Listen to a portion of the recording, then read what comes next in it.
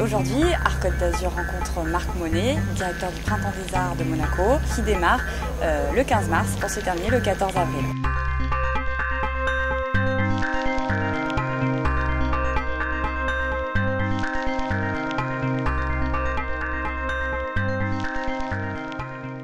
Bonjour Marc Monet, directeur du Printemps des Arts, comme je l'ai mentionné tout à l'heure.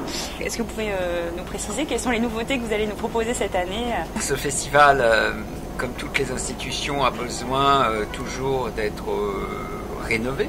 Parce que c'est vrai que la tendance humaine est assez simple, c'est que c'est assez confortable une fois qu'on a trouvé des choses qui fonctionnent d'y rester.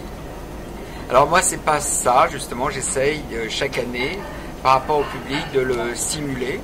Alors la musique c'est vaste, hein. On a un patrimoine absolument colossal, donc on a largement le choix et j'essaye de voyager dans tous ces mondes, y compris extra-européens. Y compris celui de Beethoven aussi, puisque vous allez nous proposer Beethoven avec des morceaux peut-être un peu moins connus. Oui, c'est-à-dire qu'en 9 concerts on fait entendre des pièces qu'on joue assez rarement de lui.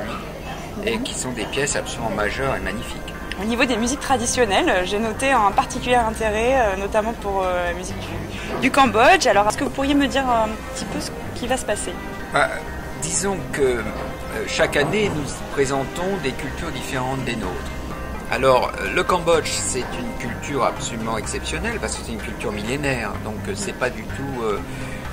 je veux dire, ils ont autant de traditions que nous.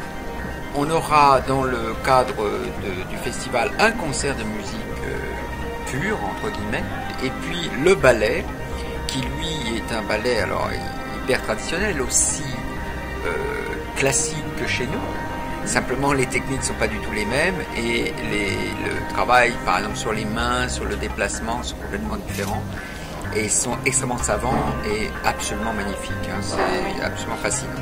Pour terminer, vous organisez un voyage surprise cette année, comme depuis pas mal d'années. Alors, on a repris le voyage surprise, c'est une chose qui marche très bien, oui. Parce que les gens adorent ça. On vend quelque chose, donc il n'y a pas de contenu annoncé, ni de lieu.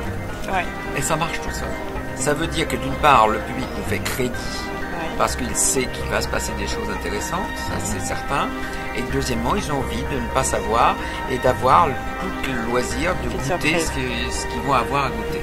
D'accord. Donc on va pas dire que ça va se passer cette année. Je ne dirais certainement pas, de toute façon. Voilà. On peut l'imaginer en attendant. Merci voilà. En tout cas. Merci.